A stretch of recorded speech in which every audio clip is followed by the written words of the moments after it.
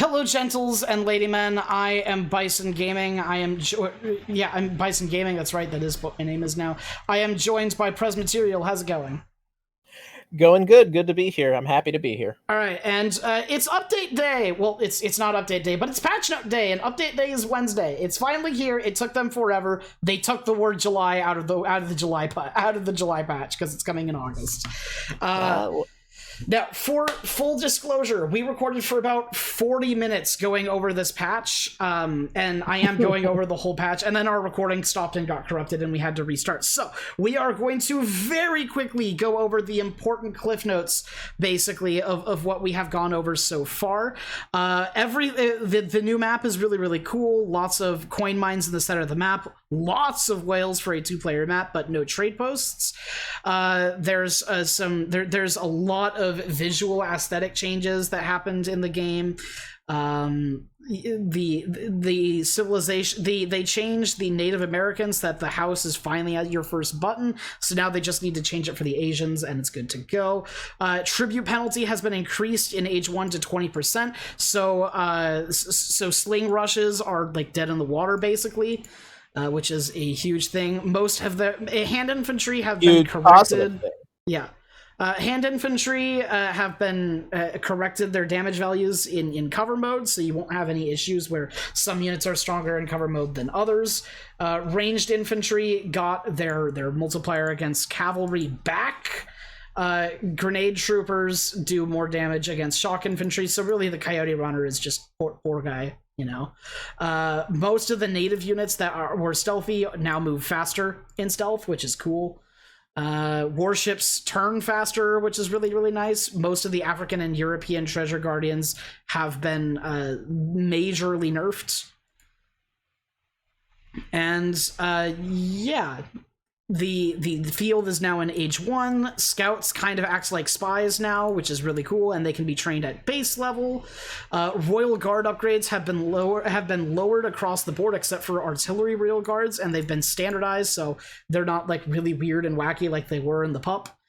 All of the explorers got really, really unique abilities. The standout ones here are Dutch for their ability to train envoys and win explorer fights, the Swedes who can win explorer fights, the Russians with their siege, and the Italians for extra treasure guardian multiplier. Horse artillery now switch faster, which is a big deal. Wild boars and beasts switch stat spreads, and beasts have their numbers greatly reduced as treasure guardians. And then the only big thing in the natives and mercenaries before we're almost back caught up to where we were, is that the Mayan castle is oh yeah, they took away the ability to train priestesses and warrior priests from the Athos Monastery and American Citadel. You guys are lucky you missed this, because I ranted about this for like 5 minutes. You really are. They also the Maya. However, in exchange, we have gotten something amazing. The Maya Castle has had its range increased. Now, this was a thing where the Maya Castle got renamed to the American Citadel for the Mayans, and then they also had the American Citadel added as a card for the Aztecs that you could send, and it was important because you could train all of your infantry units. And oh yeah, so this is what it means when it says train infantry units. It's not talking about other civilizations, it's talking about the Aztec infantry units. Mm-hmm. And then limited artillery from other civilizations, which is a big deal, because now, in exchange for no longer being able to make warrior priests, Aztecs have a way to make cannons, which means they potentially finally have a unit that can have a multiplier against generic infantry, which is amazing. Because they like, but it depends on what that limited means. I think it means mortars. I think it's going to mean falconets. There's no way it's going to be mortars or culverins, because that's covered by the Aeronite, and this is supposed to be mainly for Aztecs, but also with the thing with the Mayans. I think it's going to be just the falconet, and that's it.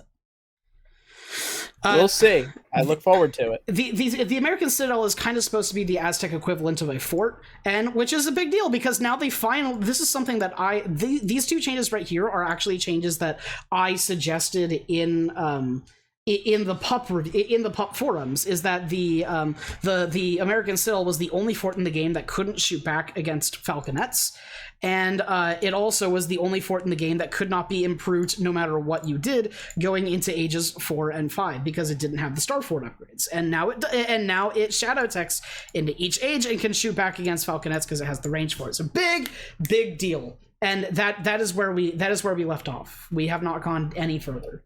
So, welcome Prez again. Welcome back. Let's finish this up, eh? Yeah, I'm happy to be here. But before we go on, I'd just like to point out, did we go over warships improved turn rate of ships with standard broadside attacks? I mentioned it super briefly, but yeah. Yeah, I think this is going to be really big. I think it might fix a lot of the problems in the naval game for those who like to play water maps, which I love to say I'm one of. I'm happy to say I'm one of. So with more responsive warships, I think you're going to see a lot more interesting action on the high seas the upcoming days. I think with the shadow techs into ages 4 and 5 with American Citadel, I think we're probably going to see Town Dance more often with Aztec, which I'm excited for. Just be sure to watch out for those mortars and howitzers. That's what Aeroknights are for. There we go. But yeah, I am so going to try, now that this shadow tech's into age 4, I'm so going to try to work on a fast industrial warrior priest boom American Citadel super fort build. I think that'd be so much fun. Unless someone beats you to it. Hey, I am the weird build order guy. Nobody else is gonna try that dumb shit. Oh, that's true. The Maya Javelineer is now tagged as a foot archer. That's kind of cool. I guess. So that's not gonna affect what units counter them. It's just gonna give them extra bonuses depending on what upgrades you research. That's cool. Nukta Clubmen can now be trained in batches of 10. That's really, really cool, actually. I think that's appropriate, yeah. Nukta Warchief, fixed missing Warchief traits. Does that mean it has an aura now? Does it give a stat boost? Does it have a stat boost aura? I don't know. Was it always supposed to? I don't know, but it says fixed missing Warchief traits, and one of the chief Warchief traits is that they all have auras, Maybe so, but a Nuka Warchief was called a Nuka Warchief before there were even Warchiefs in the game. Remember, the Nuka date back to Age of Empires vanilla, so I wonder if were some traits that it once had that it never worked quite properly. I think if it died, it actually died, and you had to retrain it. So maybe it will go down and revive itself after a little bit, just like Explorers do. I wish there were more details on it, but I guess to find out for sure, you're just going to have to go in the game and find out. Yeah. Prince Chevalger now have a 0.6 for light infantry in their melee attack. Yay! It's no longer a Dragoon that's also a Cav unit. Yeah, we've been on the receiving end of this very specific thing on Colorado, as I recall. Yeah. Yes, we have. And we were just destroyed by what should have been something we should have easily countered.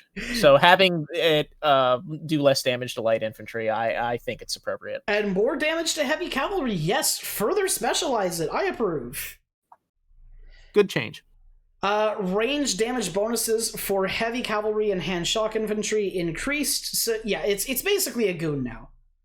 It's nothing crazy and its siege has been almost halved. Well, that buys you more time to defend against it. So, haha, fuck you, Germany. Maybe you might want to keep your war wagons now. Maybe so. Alright, the Kieselbash. Isn't this the unit that has one rate of fire? It was the new thing they added to Sufi after they took the elephants away at Cav. Yeah. Those are the Tartar archers, never mind. Fixed an issue where the unit would use the trample attack instead of the intended hand attack. I think the Kieselbash are the units that are like lancers, but with bows. Okay. And then you could then you could switch them into melee mode. Yeah, they're supposed to be the horse archers that are good against infantry. Yeah, I remember that. Royal Dragoon now uses Stampede instead of trample mode. Sure. Royal Musketeer charged pistol attack now inflicts 25% less damage versus villagers. Interesting. I wonder what the reason for that is. Yeah, I don't know. Somali Darude Militia range damage reduced to 11, but increased multiplier for artillery to 3 times from 2. So And that's an ships to extra 6 5 times. damage against artillery. So So it's supposed to be they're- anti-artillery. Yeah, skirmisher. they're further making the Somali Darude Militia just an arrow knight, but with less range and better firing animation. Well, it'll probably. I mean, it also has an And, increased and firing much, rate. much worse damage. Yeah, it's got bad damage, but it shoots instantly because it's got a gun rather than arrows. Where like the arrows, they have to like wait a second Yeah. to pull their bows. But 30 range and 5 times in multiplier. So worth it. Alright, and the Somali Isa Warrior. Decreased speed to 4.5 from 5, and damage multipliers for cavalry in melee to 2.5 from 3. Okay, cool. And in the range attack to 2 from 2.5. Multiplier against shock infantry adjusted accordingly. Sure. Yeah, don't mind that. Yoruba Legionary. These are like Maya Javelineers, but mixed with soldados, basically. They're like Teutonic Knights, except African. They're like soldados, but like African. Line of sight increased to 20 from 18. Oh yeah, they also have more range than soldados. Ascari cost reduced. That's really cool. I think the Ascari is one of like the least special musketeer units in the game, and it was severely overpriced, so that'll help them quite a bit. Yeah, I agree. I think it was like. I hate to say it, but it seemed like a very vanilla mercenary. It seemed it's like very super much like a vanilla. Highlander. I think they basically only had like movement speed going for them, and the Fusilier beat them with that anyways. Oh, they have 16 range though. That's a thing. Now the Barbary Corsair cost reduced. Thank God, Barbary Corsairs are way overpriced. Yeah, they're melee units, so they're probably gonna get gunned down before they hit their target anyway. So Battleship range reduced to 32. That's right, your battleship no longer outranges culverins, and you can no longer drop it in a forward pawn and nuke somebody's TC. it turns faster though, so it's gonna be shooting more often. That's true. This is a rebalance. If you get the ships to rotate more quickly, it might even be a buff depending on how quick the rotation is. Because I don't know how they're twice as fast at rotating. Okay, well, what does that mean in terms of damage per second against moving targets? Mm-hmm. That's something you just need to get in the game and like experiment with to figure out. Black Rider melee damage increased by almost double. That's cool Whoa. because they have like 40% melee res and nothing to do with it. That's a good point. Yeah, I guess that makes sense. I mean, I'd only ever used them in range because, like, of course, their melee sucks. Yeah. I'm not going to use them in melee. But yeah, now maybe I don't have to babysit them so much when someone closes the distance. Yeah, and they took one step closer to becoming Yoruba. Yep.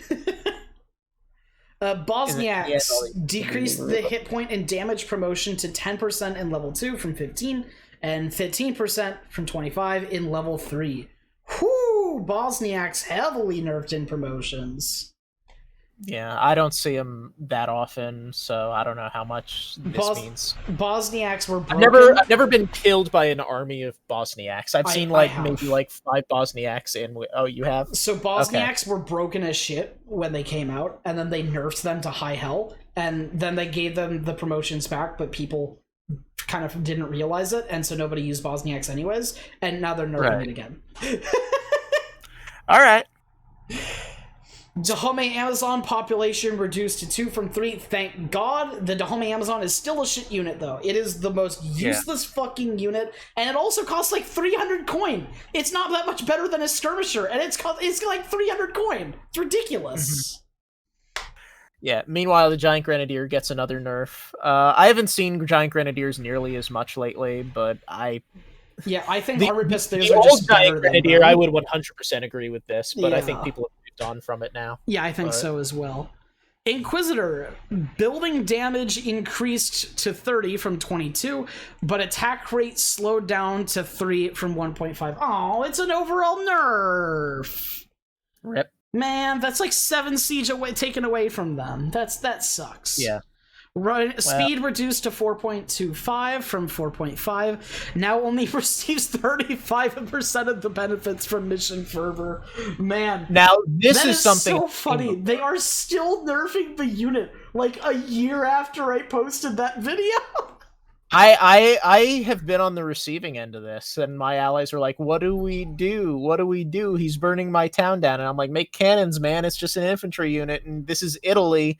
You have fort walls. You have the time to build these cannons," and they just weren't able to do anything with it. It's funny because they took away the Inquisitor's multiplier that it used to have against heavy infantry or against heavy cavalry, but then they gave it the heavy infantry tack.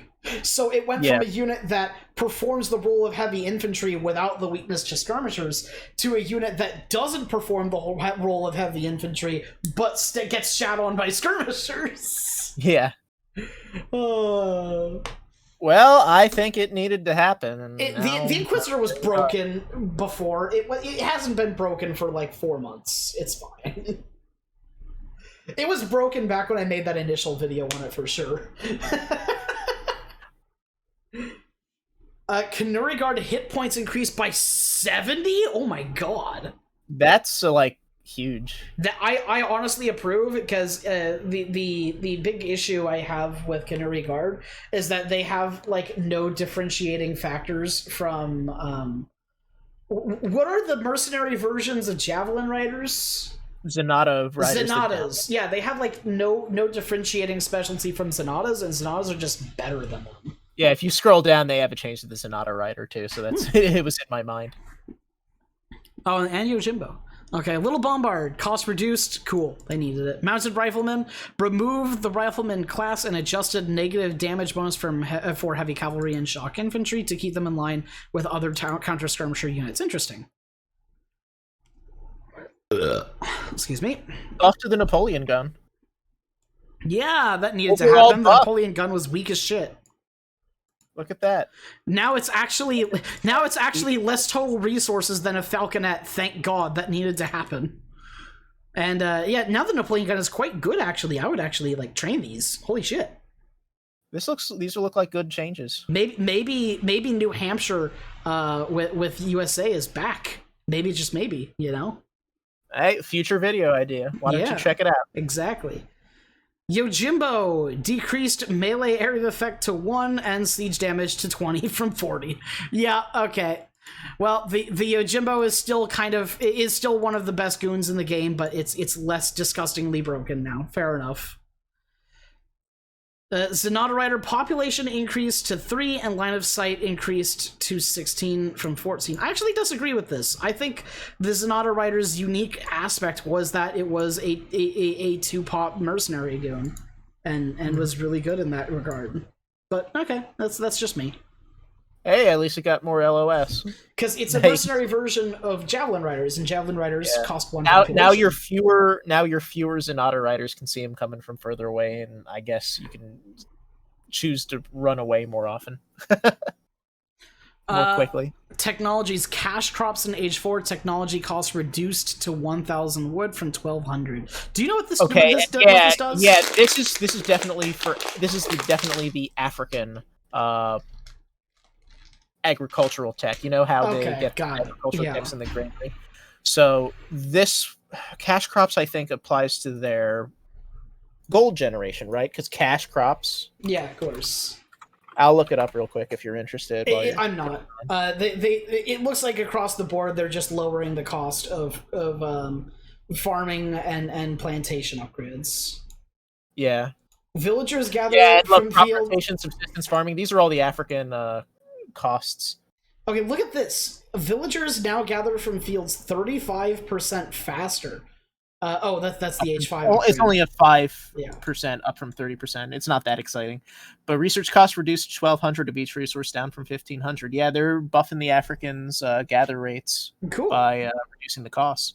So if you're having a hankering for Hausa or want to get on Ethiopia, now you have a better chance of setting up your late game economy earlier. Marriage politics is just worse now. Good to know. Mayan cotton armor. Cost reduced to 175 wooden coin from 250, and hit point improvement to 10% from 20, but now also affects foot archers. So this basically affects like all of your infantry now, essentially. All of your archaic infantry, because it was hand infantry and now it's archers as well. So like if you're Malta, this is going to be great. If you're Aztec, this is going to be great. You know, if you're any kind of native unit that's not like Haudenosaunee earlier on, they said the javelin archer, the javelineer, the Mayan javelineer is now classified as a foot archer. Yes. So now this Mayan cotton armor, it affects the actual native unit, which it wasn't doing right now when they changed it to. Yeah, because it affected hand infantry before. Which the Mayan used to train. If you allied with the Mayan, you used to train spearmen. Now you train javelineers. Ah, interesting. So that's why they had affecting hand. Yeah. But now it makes sense. Reater. Reduced ability duration to 15%, down from 60 seconds. I didn't know it lasted that long. Wow. Is that the balloon? I think it's Goldener Rider, Gold Rider. It's the one where your cavalry get extra armor. Get extra armor, yes. Paper cartridge cost reduced? Hell yes, that was a hella expensive upgrade that you had to get a card for. Pillage wood cost reduced to 250. Cool. Which one is pillage? I think that is the cavalry siege. The cavalry one. Yes, it's the cavalry siege at the arsenal. That's why it's right under paper cartridge. I got it. Royal Card Games House of Hanover cost increased to 175 of each resource, up from 125. Yeah. This is the one that sends a random card, right? Yes. Yeah. That's probably fair. The best. That's fair. There's a lot of cards that are very, very valuable. So yeah, that's fair. Like. Here's the thing, like, maybe like 125 of each resource would be appropriate for like any shipment you would send in like the colonial age, but like if you got like something from the industrial age, that's a steal. Yeah, you could make a House of Hanover rush where you make a deck that has like one age 1 card of like 3 settlers and then 10 age 4 cards of super high value. And you just go with Hanover and send and get that tech and like send maybe a unit, 1 military unit shipment as your only card in age 2 to make sure that doesn't happen, and just fucking go ham.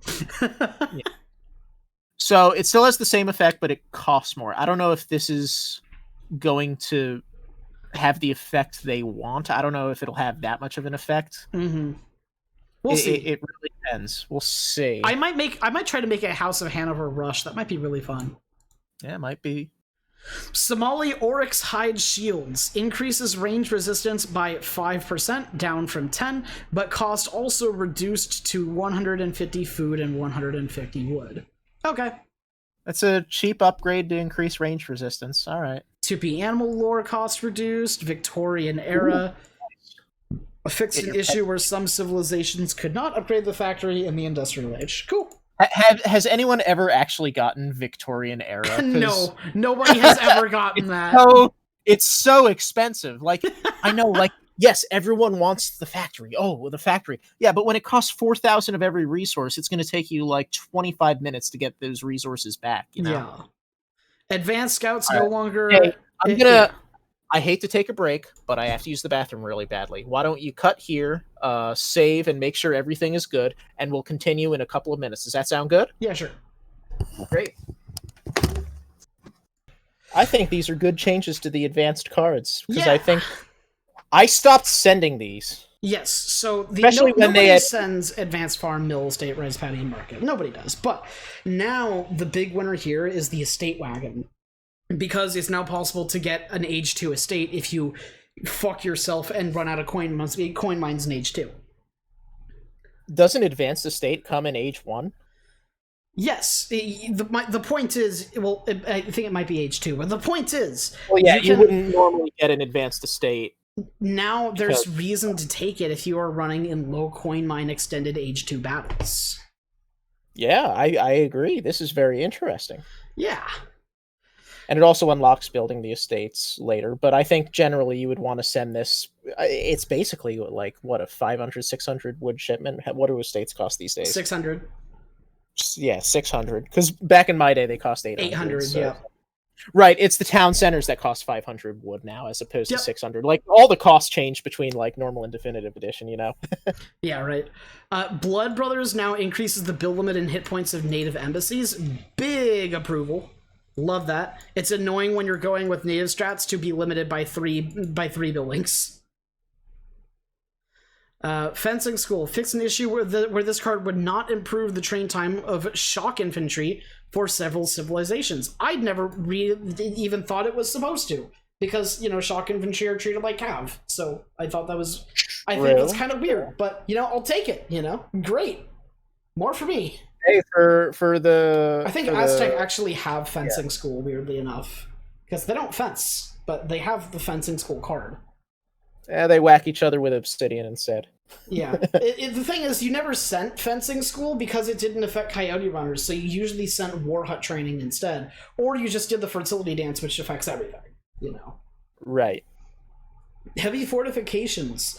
This card now only researches defensive technologies of your respective civilization, resulting in smaller score increase. Wow, wow. Right. I like how they made this change to Heavy Fortifications, but forgot to do it for Blood Brothers. So Blood Brothers still gives you 45k score, and now does even more. Research time increased to 60 seconds and added to Ethiopians and Hausa. I didn't know they were missing it. I wonder if it includes the stuff they get at, like, their monasteries and universities, respectively. Yeah, maybe. There are some things that, like, increase... No! The Armored Pistoliers in Age 3 got reduced from 8 to 7! That's a nerf to my Malta Petard Rush! How could they? Rip. That's It's 540 okay. less hit points! Yeah, somehow I think your rush is still going to be fine. I think this is fine. That rush is a little ridiculous. This is a mild nerf to an already powerful card. This is fine. Alright, 4 Grenadiers. Well, I might actually take the 8 Giant Grenadiers card now if it's 8 Giant Grenadiers versus 7 Armored Pistoliers, you know? Yeah, that sounds good. 4 Grenadiers, unit count in Age 3, unit count increased to 5, and also enables Grenadier training in barracks, renames to Line Grenadiers. So you can get Grenadiers from barracks. That's a big deal, actually. Does Malta get fire throwers in hospitals? How many civs get 4 Grenadiers in Age 3s? I feel like it's... This is mostly a change to Russia, because Russia has Royal Guard Grens, and you'll see a lot more of this as we go down. Maybe. No, it is. Trust me. I remember from the pump. Okay. Like, they did a lot of work to the Russian Grenadier. All right. And 4 Native Scouts in Age 2 no longer enables Native Scouts, as they are now available by default. Yeah, okay. So look at these Aztec changes. Arrow Knight, worse against cavalry and shock infantry. They're not longbowmen anymore. That was one of the cool things about Arrow Knights, is that they were like one of the only artillery units that didn't give a fuck if you were a cav. They reminded me of longbowmen from the Britons from AoE 2, and I liked them. I thought it was an interesting thing that happened in the game. Still, but no mega long range. I actually approve of this change for one reason. Okay, and that is that but in the pup, the Arrow Knight, instead of having a negative multiplier against cavalry, they gave it a negative multiplier against infantry. And Arrow Knight was one of the only units remaining left in Aztec that was good against infantry after they gave the Eagle Runner Knight a negative multiplier.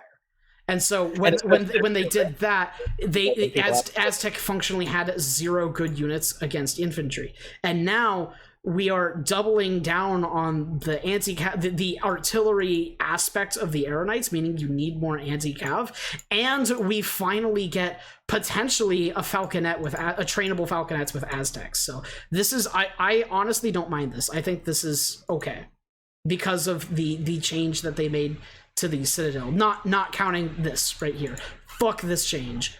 Fuck this change. Yeah. Well, I guess you're just gonna have to deal with it. Also, Jaguar Prowler Knights get promotions, and they have 5 speed. Great. I already mostly roll with Jaguar Prowl Knights when I play Aztec, so this is great for me. Yeah, Jaguar Prowler Yeah, Knights. Forgive and me the for stealth saying units this, are faster. Prez. Stealth units in generally are faster. So Forgive me for saying this, Prez, but Jaguar Knights are ass. They've been ass for a very long time. Now, me and Kinda Cat did a lot of games in the pup with these changes, and basically, here's how the Jaguar Prowler Knight kind of functions with the combat promotions. In small skirmishes where there's only like 20 units fighting, the Jaguar Prowler Knight is like the king of the battlefield and almost broken. It's for reference, its level 3 promotion is like 45%. So do you think However, this will... the issue with them is that once you get to the late game and the enemy, the mass sizes get larger, ranged units become better exponentially. And so even with the combat promotions, your Jaguar Prowler Knights still suck in major conflicts. And so the combat promotions don't help. This helps them in the early game, but it does not help them in the late game. Is kind of how we found after doing lots of testing. Now, it helps them in the early game majorly. Now, like, we had a game, I think... While you can... And the key is, like, while you can still close the difference, the distance. I have a video of this on the channel. That's why you gotta start using stealth on the Jaguar Prowl Knights. And I if you do that, you'll be able to close the distance from now on. This is like an example that I think me and Steven did in the pup where we were playing some games. Steven did my Marines push against me, and I just went with Jaguar Prowler Knights, and Marines don't even have a heavy infantry tag, and I demolished his army in seconds. Like, his Marine push was dead. But when we got to the late game, my Jaguar Prowler Knights couldn't hold a candle to the large amounts of infantry that he was able to put out. So that's kind of how it goes. I had like 10 or 12 Jaguar Prowler Knights to his full Marine push, and with just some stealth and the American Citadel, I was able to hold it. Nice. That's how, like, the combat promotions majorly affect Jaguar Prowler Knights, but it doesn't really affect him in the late game. Okay, so here's a big thing. The Aztecs got a lot of cool cards. So, 5 Villagers is added to their home city. Fucking finally! I love this shit. And you want to know why? Because 5 Villagers is awesome, dude. Because it gives access to the memeiest fucking Aztec build order of all time, which I actually tested on Pup and put on my channel. Are you ready for this amazing build order? Is it the one where you make the ages really cheap? No. Oh, what is it then? This Aztec build order is 3 Villagers, 5 Villagers, and then team 3 Villagers, or 4 Villagers if you would like. And then you fast fortress to age 3 without having to send a coin because of how many villager shipments you sent. And then you send 8 Villagers, followed by 8 Villagers again for 500 coin.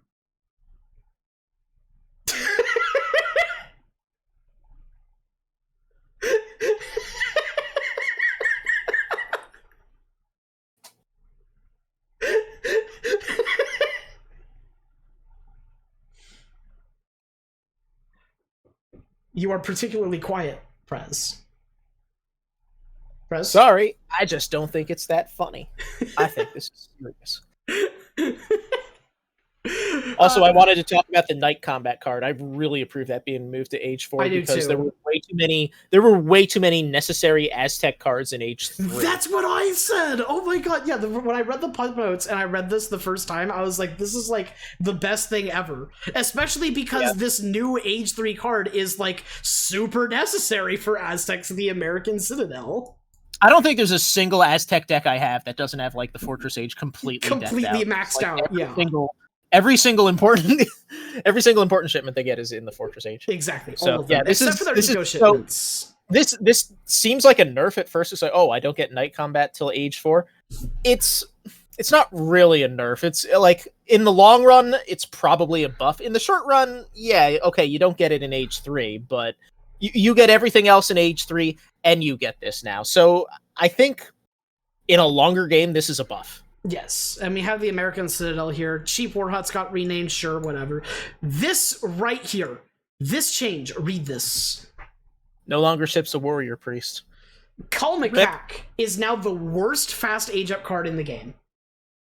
Yeah, because now you don't. Now get a all it warrior does priest is to help. half your age up. It doesn't arrive fast like every other fast age up card in the game. It doesn't provide any secondary bonus like every other fast age up card in the game. It is a useless card, and now if you want faster age ups, the calendars is actually the way to go. I agree. This is just Like calendars can help you immediately in age 1. Actually, if you send it at like right after 3 vills, you can get your second warrior priest and get like a couple seconds of yeah. reduction I to your don't age see 1. any.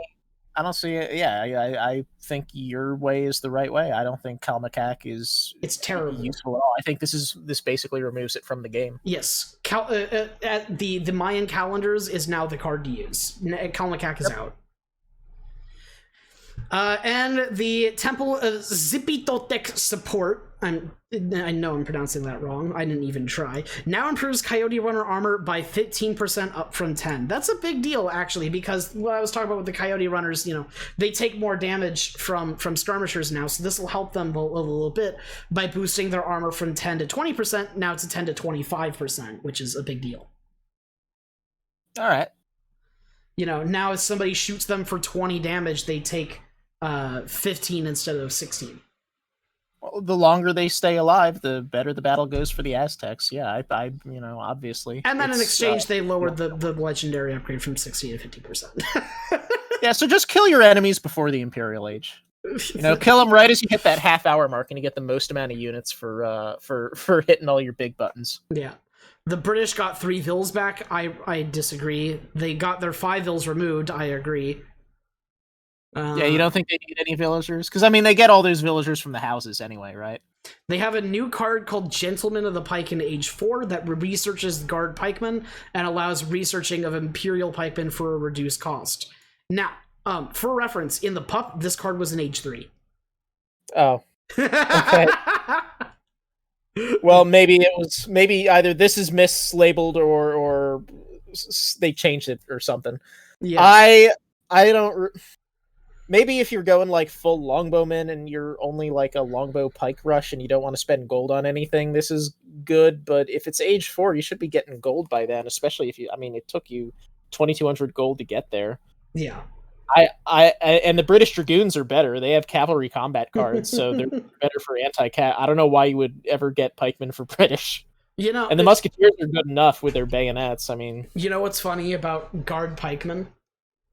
What? They have 12 attack in the Guard Age, in the 4th Age. Yeah.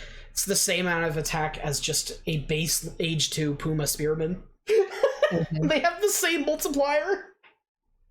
Yeah, I don't really I don't know why Pumas they are like the best pikes in the game. Alright, Musketeer Grenadier cards have been renamed to the Coldstream Guards, Scots Guards, and Team Grenadier Guards. Very cool. I like the flavor. Everyone loves flavor. Indeed. The Black Watch Glorious Revolution now also grants Highlanders hit point regeneration +3 line of sight and +1 range. Enables Highlanders in taverns. Good Alright, God. so British Highlanders will be better. What a fucking card. Thin Yeah, Red you Line. get to choose your battles better. You get to hit people from further away. Highlanders look fun. Now only applies to Musketeers instead of all infantry and changes their visuals. So now your Grenadiers will no longer be slowed down. Red good for that. Unique Musketeer upgrade improvement reduced to 35% HP, but 45% damage. Interesting. So they're going to be more destructive, but less durable. Barely. All right. It's going to be unnoticeable, I think. I think it's just to make them unique and cool. Okay. Chinese Transcendence. This is the ability that allows you to heal. It now has a cap of healing 100 hit points per unit. Darn. Oh no! Chinese nerfs. I'm so sad. How many units do the Chinese have that have like above 100 units? I mean, hit points. That's a Honestly, fair they're point. all like pretty not so tanky. That's a fair point. With all due respect to Chinese players, I don't like. I feel like yeah, it's a nerf, but how many units is this going to affect? Like, it'll affect warships, I guess, in naval games. Mm-hmm. Okay. This is a big one. Besides though. that, how much is Double-faced armor, which I believe is the card that gives that gives armor to what are they? Meteor hammers and iron flails. Now also applies really to good one. I think Keshiks. that's, yeah. So that's 35% armor. If that applies to Keshiks, it could give Keshiks a survivability aspect that they don't really have right now. yeah. But I mean, the Keshiks still have very low HP, so. And repelling volley We'll see. affects Chukanus and Arquebusers more so now than it did before. All right. Arquebusers have a range damage nerf. Flamethrowers got a population buff. Keshiks got an That's good. HP buff. Keshiks need all the buffs they can get. Yeah, that's true. I'm still probably not going to make them so much unless I make them accidentally while trying to make something else with the Banner Army system. Meteor Hammer range reduced to 4 instead of 5, and cost increased. This increased the cost of the Forbidden Army and Black Flag Army to 360 from 350. Right.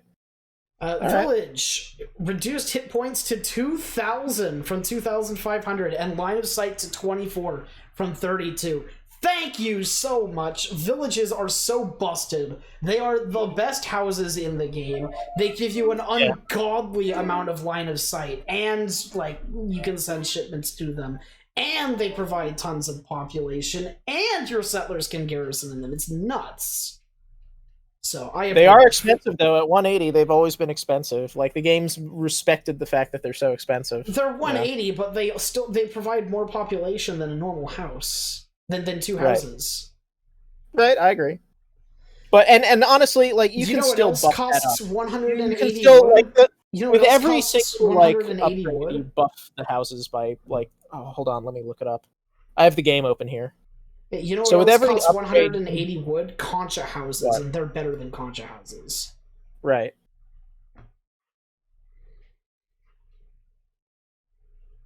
This actually might be a pretty big nerf because the town government and county government prefecture, all the 4 upgrades increase village hit points by 10%. So that's an extra 50 hit points you are not getting with every single upgrade. Yeah, that's true. Okay. So now instead of 250, you're only getting 200 with each upgrade. So at the very end, you'll have like 200 less health when they're fully upgraded. Russian Expeditionary Force now sends 5 Dragoons instead of 6 Cossacks. Which is really interesting because, of course, we all know the Russians don't have dragoons except at the church. Yeah, it's so funny that China's best access to anti-cav is through the Russian consulate. That you can get goons with the banner armies, and now you can get a pack of 5 of them. It's so funny. I mean, I've always said China should, like, you know, their Manchu card. It should just let them be able to train Manchus. I mean, Manchus are literally from Qing, China, which is like the era that this game takes place in. And the Manchus rule China in this time. You can now get a big batch of Schiavone-like infantry instead of Hussars. I feel like that's unnecessary. Nobody really thinks about China and goes, oh yeah, they really lose the skirmores. Yeah, well, I mean, maybe they will now with that arquebusier range reduction. So That's maybe true. they need this. Maybe they need this. We'll see. Dutch-Belgian Revolution now also converts Reuters into revolutionaries. That seems terrible. Have you played with Belgian Revolution that much? No. I have not. So I don't know if this is good or not. It seems bad, Sorry. just at a first glance. You're trading goons for a unit that has the same kind of ranged multiplier but less HP and damage. Maybe. Yeah, it doesn't seem that good. People like the Reuters, you know. Yeah, Oh, they're a good card for that a gets the reason. Reuters that I you love. know? Why would I do that? Nassau Regiments sends 14 musket armed blue guards and enables them in forts, so the Dutch can get musketeers now in Age 3. Well, they could get musketeers before, but now they can train them. Yes, you know what I meant. You know what I meant. Okay, yeah. And the religious freedom tech that gave you the cav is now renamed to Red Lancers. And the previous name is now used for an Age 2 card, 500 coin, sending 4 Swiss pikemen, enabling them in taverns and barracks for a smaller price. Oh, that's cool. Oh, nice. I like that. Yeah. Carbineers, Age 4, also increases attack by +1. Cool. This is for the Reuters until you Yeah. use your Belgian Revolution card and you turn them into revolutionaries for some reason. Because Which evidently some people want to do. Because the thing that everybody loved about Reuters that they had really low attack and were really weak and really needed a buff. I don't understand changing Reuters into revolutionaries because Nobody wants that. Well, I mean, both of these units get countered by light infantry. It's like I could understand And they if it's both like counter oh, Cal wait, at range, but one of them has no, 7.25 speed. light infantry. I need something to counter them. How about hussars? Oh wait, I have all these Reuters and this card that changes the Reuters to a melee cavalry. Oh, this will be really good. I can switch it's it up. not and a card; I can... it's the revolution itself. Yeah, or whatever. The revolution change, but I can understand a card that would change the Reuters into like a melee cavalry. Yeah, it's really just worse. It's so weird. Yeah, no, let's turn into a slower thing that still gets countered by the thing most likely to counter Reuters. Yeah. Like, I don't see the point. Ethiopians. Amount of additional coin per mountain monastery reduced to 900 from 1,000 for the Tabat. That's kind of sucky, but okay. Do they need this? No. What? Like, I don't know. Draft Oxen moved to Age 1. Higher, the Cannoneers got nerfed. In both ages, and so did the Somali allies that gave you Darud militia. Sudanese alliance age up now provides 300 influence, down from 4. Just nothing but nerfs so far. Nevtenia attack nerf, Shottle warrior nerf as well because their multiplier changed from infantry to light infantry. I actually approve of this. Fuck Shottle warriors. Did Ethiopians need a nerf? No, they didn't. But fuck Shottle warriors. Okay, like maybe the Shottle warrior needed a nerf, but like the rest of this stuff, I don't know. It just seems like it's bullying the Ethiopians. Yeah, it is. All right, screw Ethiopia, I guess. Fuck them. France, Cuirassier train time reduced for fun, A native scout can now be trained by from the town center and native embassy by default. Is Nice. upgraded to mounted lancer unit with greater build limit upon reaching the French Revolution. What the fuck? Oh yeah, the Native American Lancers. That's So so they're weird. gonna look like Spanish Lancers or something. All right. They get to train lancers from the town center upon revolting. What? I don't know if they get to train Lancers from the town center. Well, it The says way can I'm now be reading it, retrained from the town center. Is what it says. they're talking about the Native Scout. I think the Native Scouts you have will be turned into Lancers. I don't think you'll be able to retrain those Lancers at the town center. I think you'll want to look at that. That's how I'm reading it. Sanskalut, which I know I'm mispronouncing, but I do it on purpose now at this point because of how many comments I got for it. Now counters heavy infantry instead of all infantry. Oh, shame. Rip. Storming the Bastille, Sanskalut siege damage improved from 20% down to 25. What? I know. Why? Sanskalut. Napoleonic era now also upgrades Bourbon units to guard status and turns them into Napoleonic versions. Okay, now we're talking. That sounds powerful. That sounds fun. And Royal Fencing School also improves the train time to shock infantry. Yeah, that's right, because doesn't Royal Fencing School enable, like, the Bourbon Musketeers? Yes. Yeah. So that's cool right there.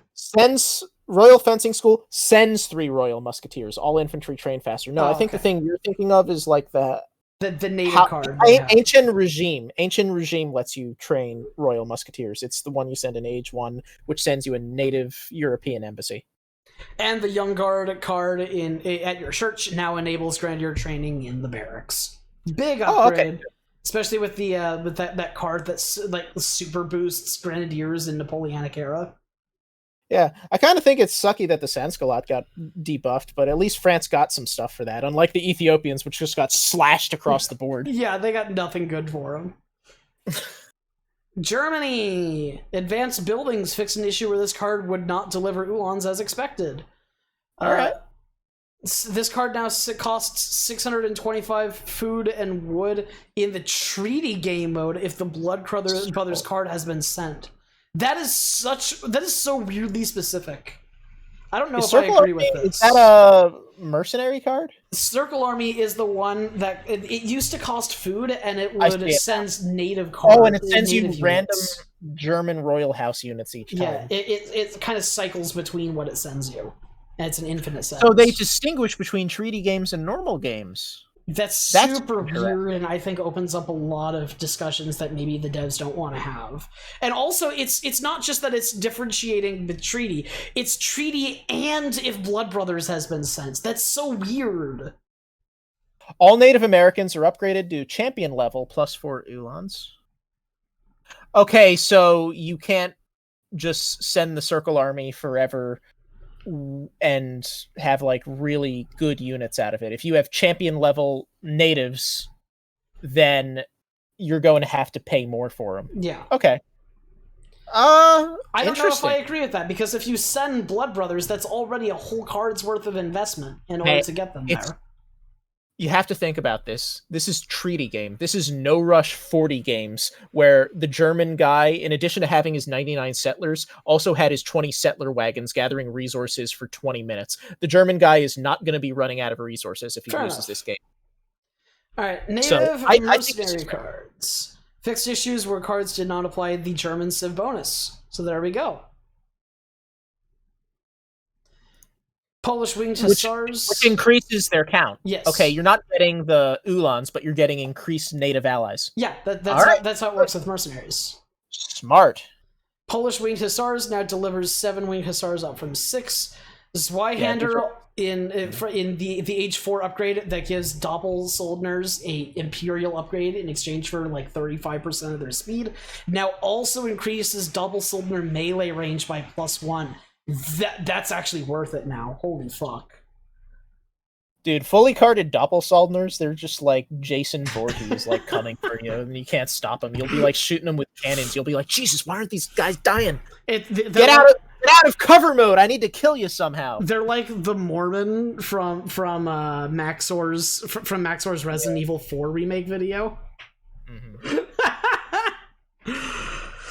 Royal Guard Ulans have been renamed to Prussian Ulans, and they get more range res.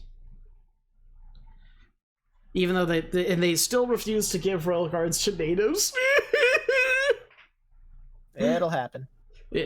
Maybe one day in the future where one of the devs cares about the Aztec. Alright, Prince Electors. Fixed an issue where the Royal Hunter wouldn't cost any population after allying with the Oldenburg Royal House. Fixed an issue where population changes for allied native units differed from the card's description. Cool. Haudenosaunee new civilization bonus. Trees last 75% longer.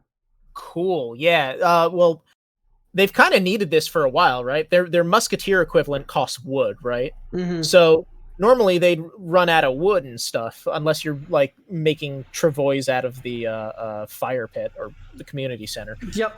Plaza. Now with this is great, and this is in addition to the environmentalism, which goes from 500 to 400. Yeah, but that's still 475% total, right? After everything. So this is a base level. Keep that in mind. Yeah, but I think overall it's going to be 475%. But now you get 75% of that at the beginning of the game, and you don't have to send a which means you get more wood overall. Yeah, it is. Yeah. Town Center Big Buttons cost of each reduced by 5%. And then like all of the Aena shipments got buffed to shit. 11 Aenas in H4 increased to 20. 9 Forest Prowlers increased to 13. Counter, so I agree with this. Musket Riders increased to 8. So like they just there's less reason to do anything except send military shipments with Haudenosaunee now. Canadian Loyalists no longer arise fast. Conservative Tactics now improves all infantry, moved from the Elders section to the Warrior. Oh, let me look that up. No, that's literally just like I think that's just 10% HP. That used to be the one that affected War Hut units by 10%, and now it's just all infantry. So if you have like native allies, Yeah. or someone sends you team stuff, yeah, it used to be all War Hut stuff. I'm looking at it right now, just by 10% hit points, 10% attack. It actually used to be infantry in the first place, but they changed it to war huts, and now they're reverting it. Moves from the elder section of the warrior. Okay, yeah, that makes sense. That's Environmentalism, the tree yield reduced to 400%, but now converts the cost of forest prowlers and musket riders to food and wood. Ooh, it's a trade-off. Yeah, now. so you would have 475% tree yield, and all of your military would be food wood, which is kind of cool because that's like India, but like more India. Yeah, it's interesting. At least you have more coin for siege now, maybe. Yeah. Extensive fortifications renamed to advanced war huts and merged with the war hut training time card. War hut reduction, train time reduction improved to 40% from 35. Big buff.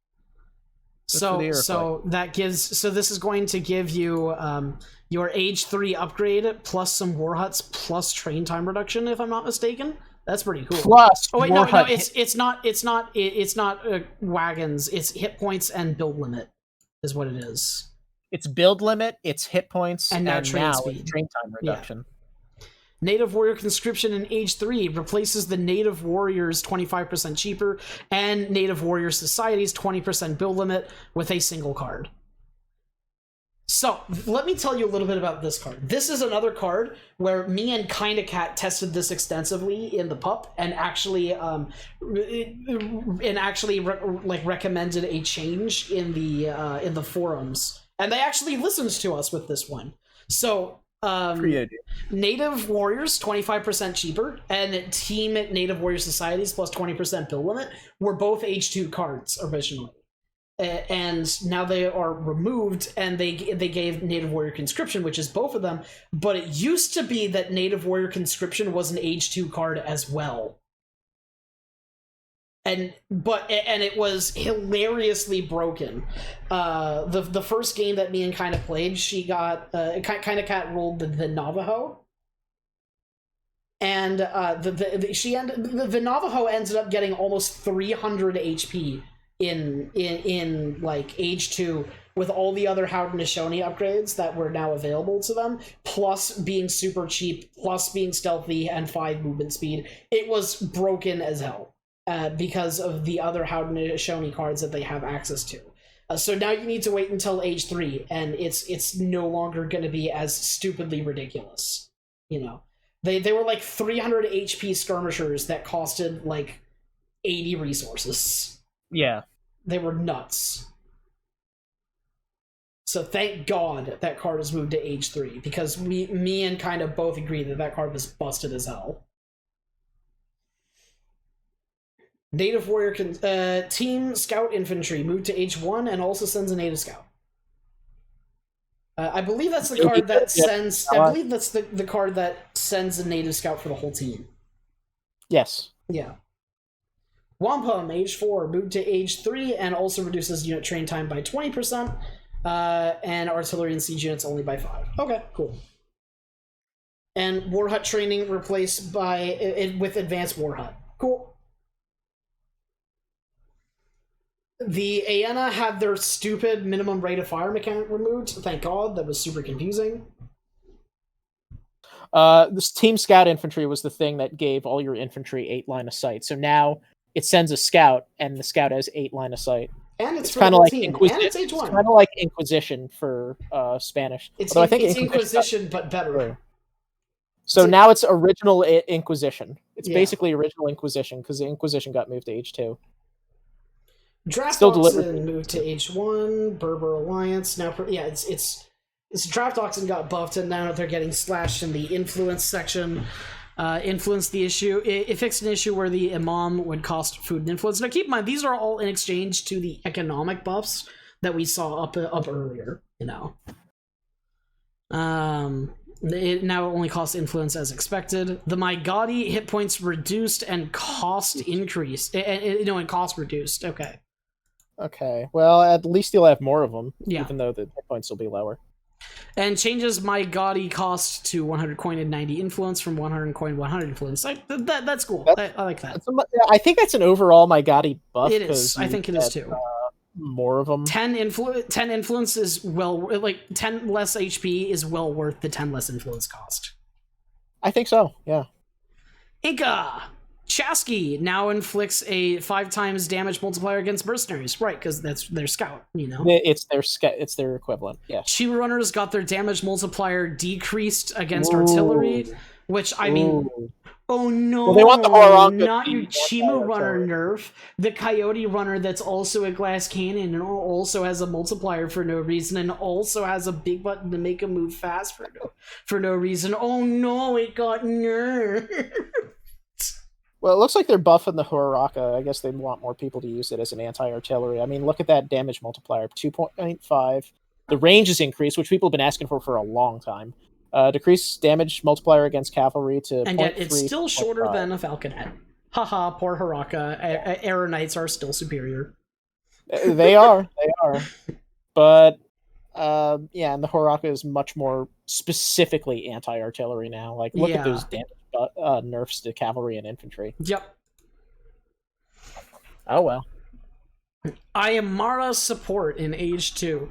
Now adds a 3.5 bonus damage to Chasquis against heroes instead of mercenaries.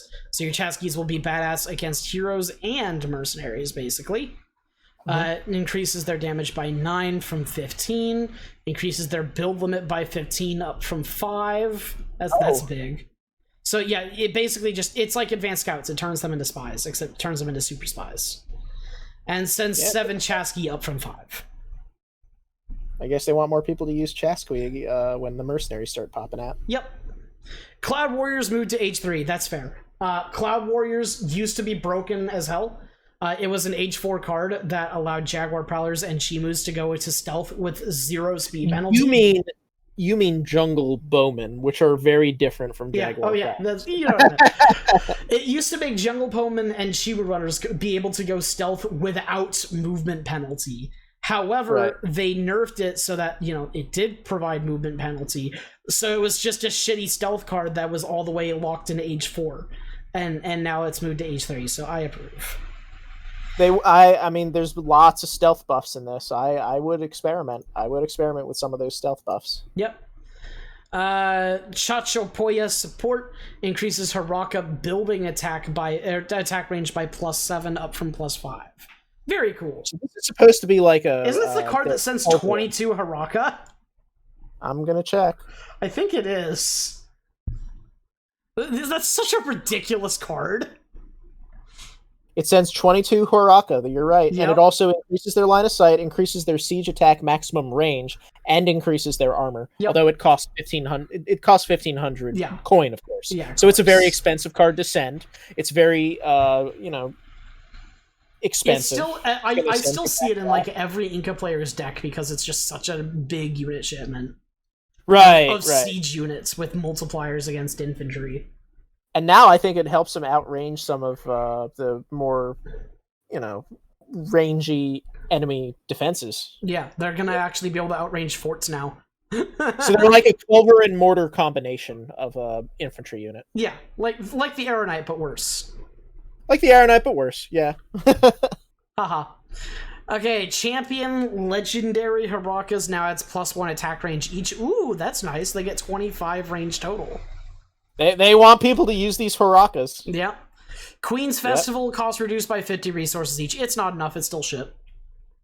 What does that make it now? Hold on, let me. It's 350 of each resource instead of 400 for 4 settlers. It was never 400, was it? I think it was. I'm looking that up. I'm in the thing right now. I have to go to the Concha house. Yeah.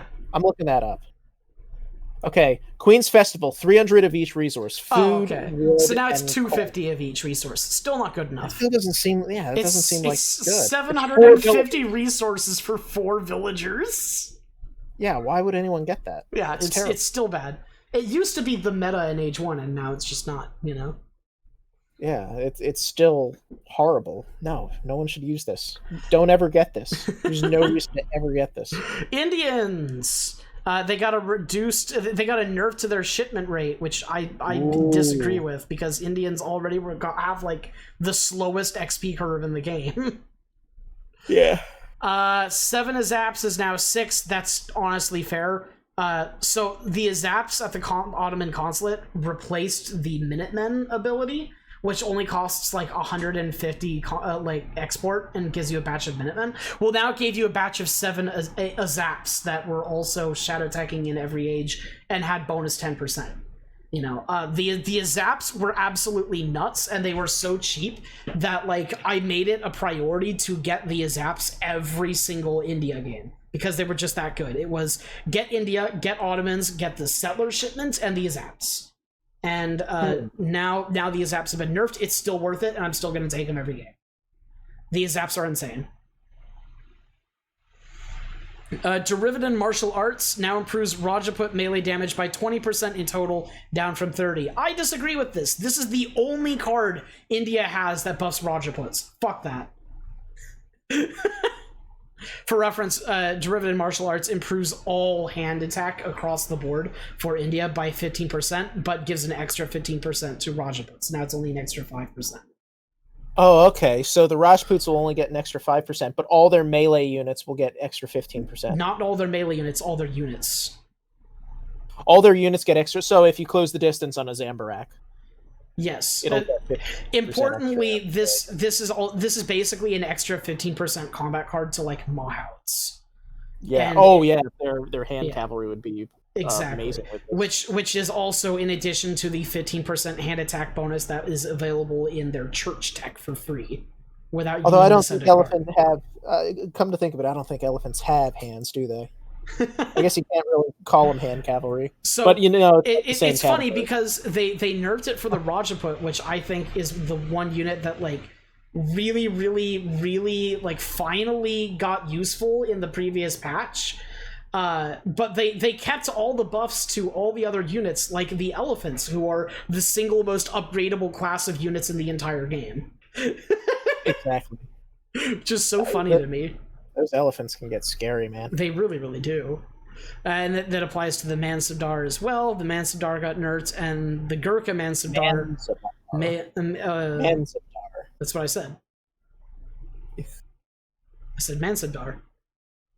Okay. I didn't hear the B. Melee damage increased to 8 from 6, and melee damage multiplier against heavy infantry increased to 2.5 from 2. So yeah, the Rajput is pretty much back to its go back to whence you came, to where you were shit.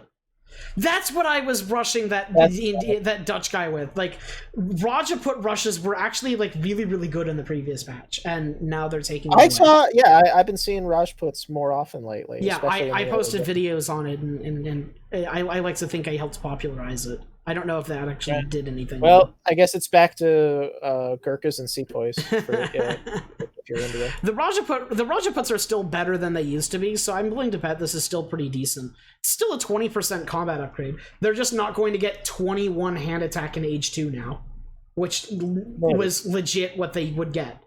21 attack in Age 2 at 1.25 speed. 1.25 speed as well. Instead of 1.5. Italians, Basilica shipments now arrive 20% faster in the Imperial Age, like all other cards. Yay! All of the financiers got nerfed. Which is when you're spending basically 1,000 food in Age 2, you know, even though it takes a while to get it, in the long run, you are better off. Because everyone else's resource cards are like not as much. Instead, you get like a pretty big trickle, you know. Uffizi XP nerf, which is I think fine because Uffizi gives you an extra XP generation source with the extra Basilica anyways. Yeah. Freemasonry in Age 3 now enables architects to build outposts and walls. Weren't they already able to do that? Yeah, maybe they disabled it. Yeah, you can no longer build outposts and walls by default. So now you need an Age 3 tech, or card. You need an Age 3 card for your dudes to make outposts in the walls, which I approve of because like it made Italians I saw impossible some to pretty. rush. I saw lots of Italians turtling up with architects in Yeah, H2. it was broken as shit. I didn't think it was that broken, especially when they're surrendering so much map control. I was like, okay, I'll just defeat them in 10 minutes instead of 5 minutes. No, that no, was what it was like to me. You needed to play some higher level people playing Italy, man. It dragged like 10 minutes games into hour and a half games. Got it. So at the higher levels, it would be much. It was ridiculous. It took so long to kill Italian players' bases, and they would just keep making architects whenever you sniped them out. It was nuts. Roman well, it was never my tactics. experience at my level, but I guess the best players can always make better use of these types of cards. Roman Tactics is the Pavasir card. Oh no!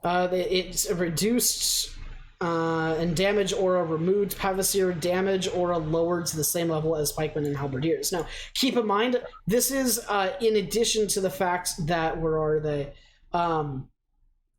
Pavasirs... I believe Pavasirs now have Guard and Imperial upgrades now. Yeah. So that makes sense, because previously Roman Tactics was their equivalent of a Guard and Imperial upgrade, but worse. Basically. Okay, so now they still get it, but they have to pay for it, yes, is what I'm basically hearing? The card is now like a combat card for them, basically, and they have to pay for Guard and Imperial upgrades. But they get proper Guard and Imperial upgrades now, so that's cool. It's a politician. Yeah, the politician enables the Guard and Imperial upgrade for Pavasirs now. And the heavy Pavises reduced resistance improvements by 5%. That's fair. Holy League added the missing cost of 1,500 coin. Missing cost? Imagine just forgetting to add a 1,500 coin cost to a shipment. Oh, that's funny. That's so funny. Man. That's how do you forget it's that? The unique Italian battleship card.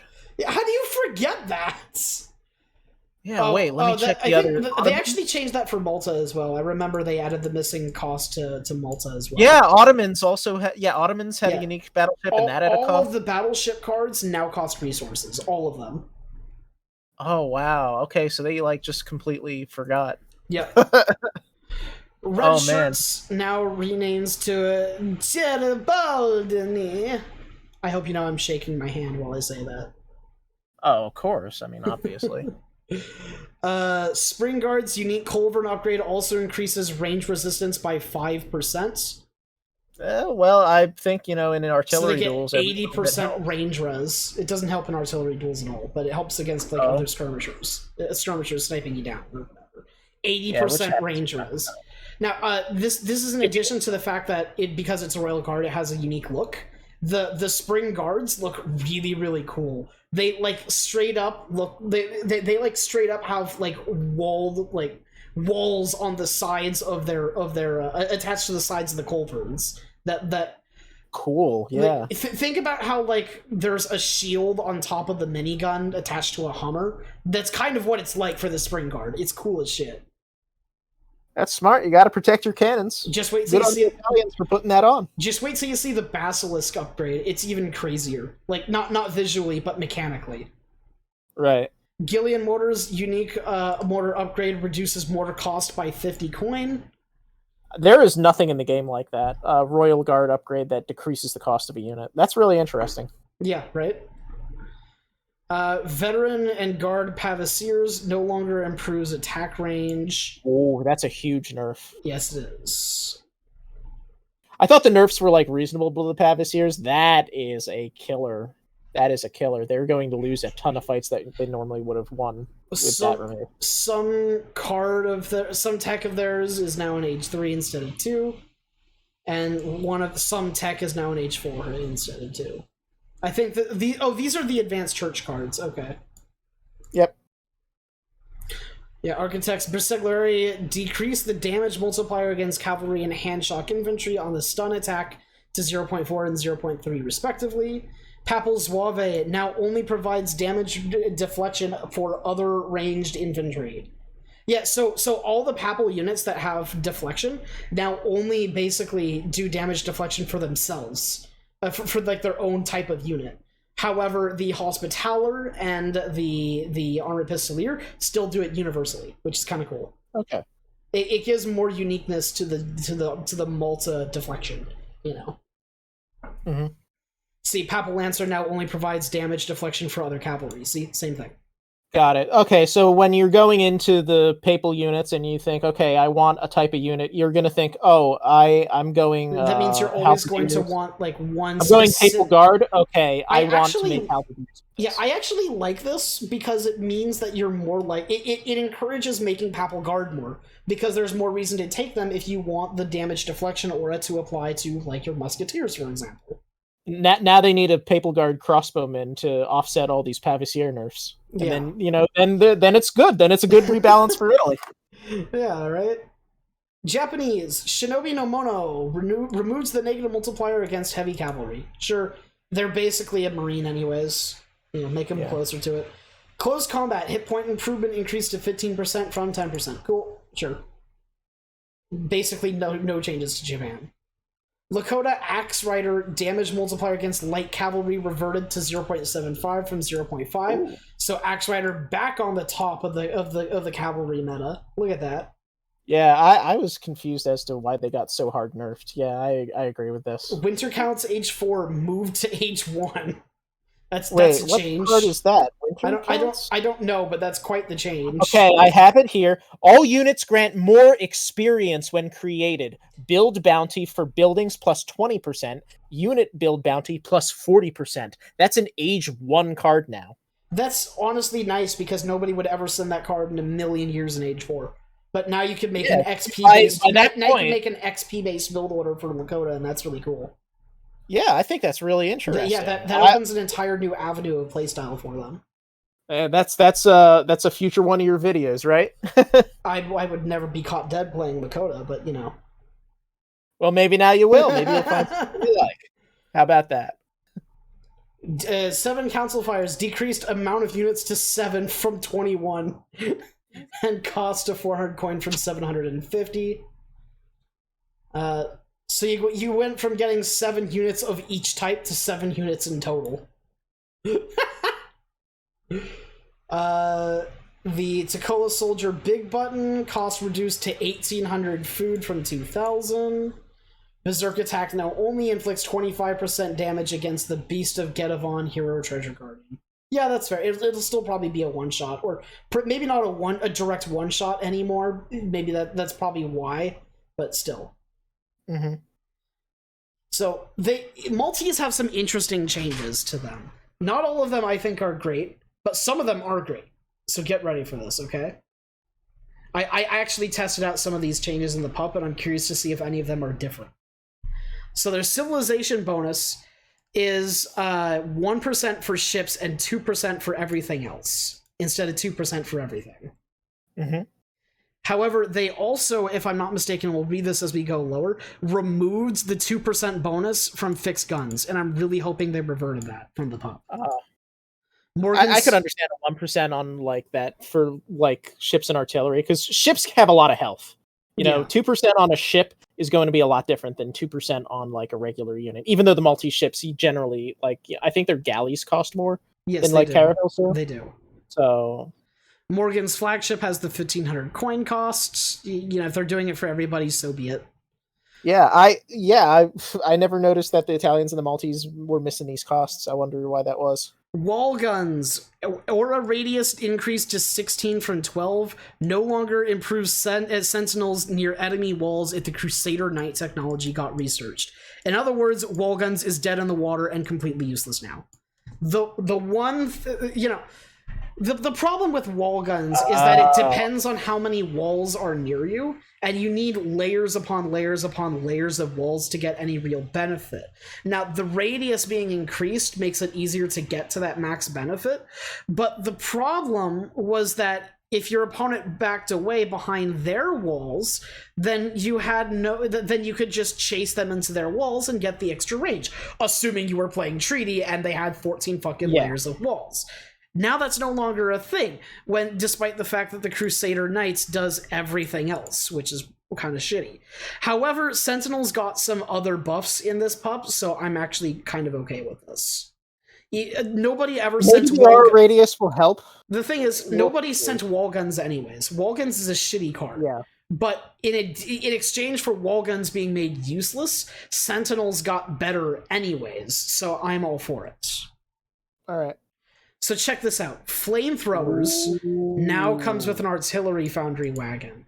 And this is one of the things that I was testing out with Kinda Cat when we've discovered that the Navajo were broken, is that the Age 2 fire thrower start for Malta is actually quite good now. Because you get your artillery, you age up with the Logistician, and you get the Incinerary Grenade upgrade, and then you just start working on houses and eco for fire throwers, and you don't need to worry about making an artillery foundry wagon because it comes with the upgrade that also makes your fire throwers really good in melee. Yeah. And then the 7 fire throwers card in Age 3 got increased to 8. So now Malta's Age 3 fire thrower cards are now 9 fire throwers and 8 fire throwers. It's so fucking good. I look forward to seeing this. It's actually amazing. You can probably find a video of it on my channel still, but I'll make new ones for sure. So far, all of these changes are identical from the pup. Maltese from coming in. So far, all of these changes are identical from the pup. Depot, cost increased to 60 wood and coin from 50, and build time to 24 seconds from 20. Yep, that's identical to the pup. And the blast radius decreased from 16 to 14. I fully and wholeheartedly disagree with this. I love depots.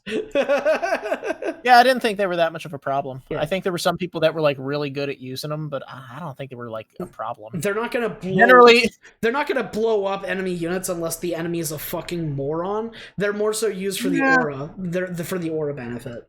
Yeah, if you're winning because of depots, you were probably going to be winning anyway. You know. Although I have had it turn some games around.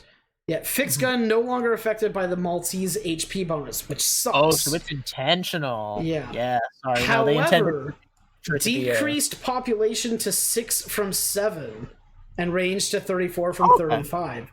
I'm okay with this because, I still outranged Culverns, so who fucking cares if I have, so who so fucking cares? I get one less pop. That decreased population is worth a lot more on range, and the minimum distance to enemies' first town center is reduced. So this was a super annoying thing with fixed guns, is that they needed to be placed much further away from like outposts or barracks to an enemy's first town center. So they would basically not be able to be put in your forward base if you were rushing. Now you can. Now they will fit. Now they will fit with your forward base, so it's very, very convenient. Yeah, you build a little wall around them. Anytime they try to counterattack, you just blast them away. It's good. Yeah, exactly. The hospital have worse healing now, but that's fine. Oh, who cares? They still heal. Well, I don't think that many. It's a barracks that heals at half the cost of a barracks. It's still fucking amazing.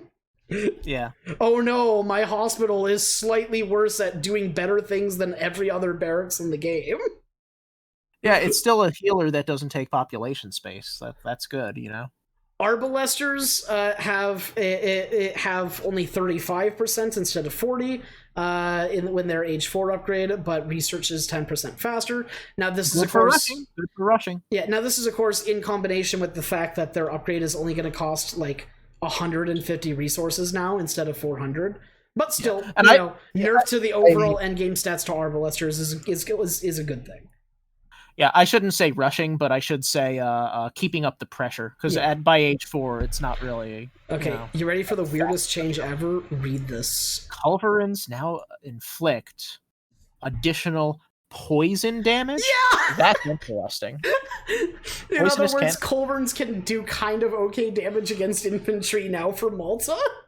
In age 4. They have like a jungle bowman effect. They just ask the Incans for some of their poison, and I guess the Incans and the Maltese are going to be poison buddies. And then, of course, they also just still get more HP and damage than other Culverins because of the other effects of the Royal Guard upgrade, plus the Malta HP bonus. Right. So, they are just forever the king of culverins. Forever. Well, and Italy. Not as much as this. True. Advanced frontier defenses now cost 200 wood to send during the revolution. Which is fair. Cost removed after returning to Mexico. Yep. Yeah, they don't want Central America to have so many frontier defenses. You can reduce settler train time by 20% in the Rio Grande Revolution. That's kind of cool.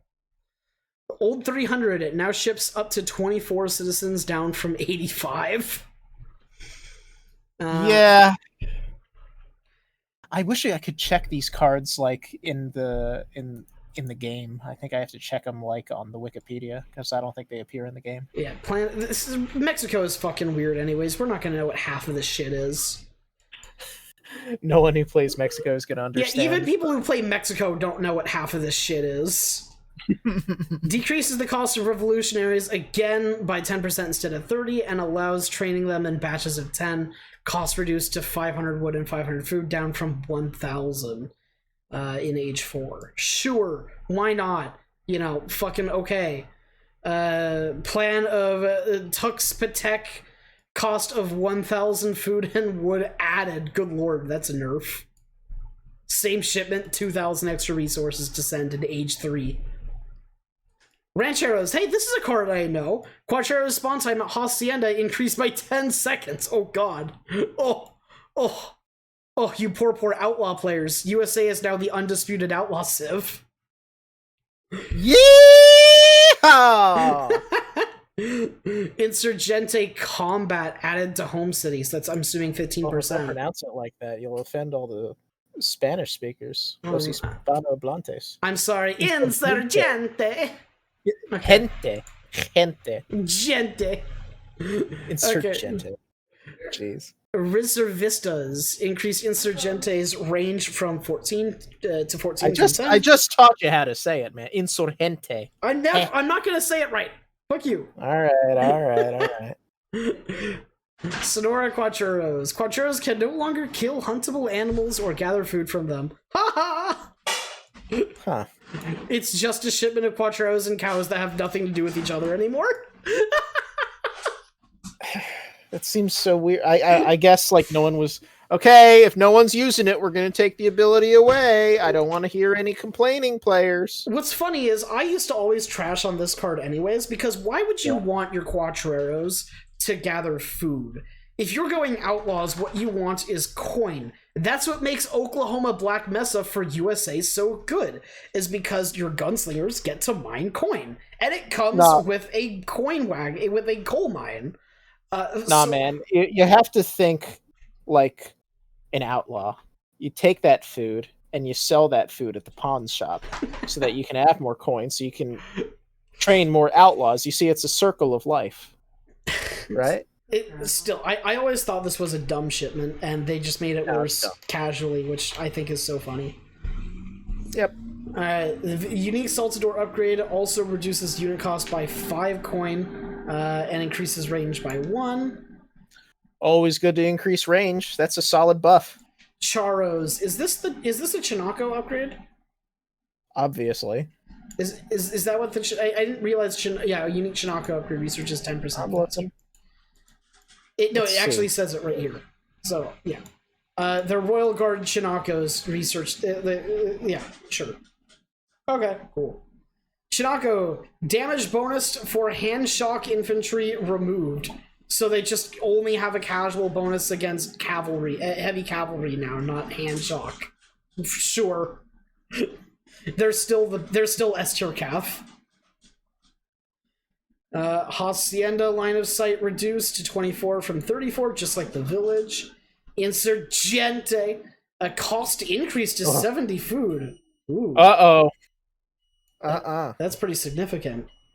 That's a nerf. And they got they got the what is it? They got the Inquisitor treatment, basically, with their siege attack. Which, I mean, oh well. What are you gonna do? Fix the slow lasso attack animation of the Yucateco Insurgente. Wait, I said it right. Hey, Fuck. Yucatan buff. Insurgente. Okay. Obelisk Gunner, train time increased. Yay. They take 2 extra seconds to train. Woo! That almost barely seems like a nerf, but I guess over the course of an hour, it'll take you like an extra 20 seconds Okay, so to get. this is something I think is bullshit. Okay. Damage multiplier against light cavalry reduced to 2.25 from 2.5. All right. This is an extremely minor nerf for Abyss This Gunner. is an extremely minor nerf, okay? When I posted my pup video, I was filled with comments that are like, oh, thank God they nerfed the Obelisk Gunner. It's gonna be reasonable now. I'm like, what are you talking about? The Obelisk Gunner is not OP because it has a good multiplier against light cavalry. The Obelisk Gunner is OP because it has good damage against everything. This doesn't change that at all. And good range. Yeah, that too. You get a good ally to cover for them with like Rodeleros or some kind of fast heavy infantry in the beginning of the game, or even hand cavalry. Indeed. Just some really powerful melee unit. No one can get near them, and they just blast everyone away. Artillery line of sight increased by 2, by 0.25 for Culverins, and now uses the unique Ottoman cosmetics by default. Yeah, they just casually get 2 extra line of sight for no reason. Nice. And a zap damage increased to 8 from 6, but range multipliers reduced to 3 from 4. So, Rip. no, this is good. So this is a buff to the zap. Which I'm just doing the math now. It's 24. It's still 24, but they do more damage to everything else, which actually kind of makes me okay with the fact that they reduced the number of zaps in the Indian tech by 1, because in the end, I still get just as much DPS output anyways. I just have less HP on the fields. Bashi Bozuk. Now these guys are the Minutemen for the Ottomans, aren't they? Yep. Now they finally do less damage against settlers. Were people using them to kill settlers? I guess so. Oh. All right, I'll take their word for it. Nerf the Bashi Bozuk. Humbarasi have a slight nerf against their artillery multiplier. Spahi hidden cost increased to 400 food from 280. Bounties adjusted accordingly. So their bounties must have been off. Oh, and they have a name change to Sipahi instead of Spahi. All right, yeah, I've seen it spelled like that before. And the Yaruk now constructs town centers 15% slower than other villagers. Sure.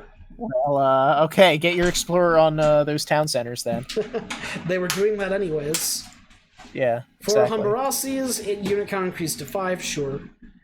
Millet system. Maybe this is another reason for Ottomans to go fast industrial, so they can send their 2 town center shipment in Age 4. Yeah. None of this is really. The Ottomans needed another reason to go fast industrial. I feel like I need to hurry this video up a little bit. They've been recording for like 3 hours. Yeah, sure.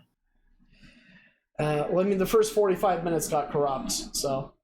Okay, so it's a 2 hour and 15-minute video still? I haven't been recording that long. You got home at like 5. And it's 7:30. By my count, we're at an hour and 40 minutes right now. Okay, Portuguese. Order of the Tower and Sword. Now also improves Black Rider hit points and melee combat. It enables Black Riders and taverns. There you go. That's an awesome card for Portugal. Guaranteed access to Black Riders. They're still not great, but, it's okay. They're still, I think, the worst of the mercenary goons. Black Riders are only famous and popular because they're common and they look cool.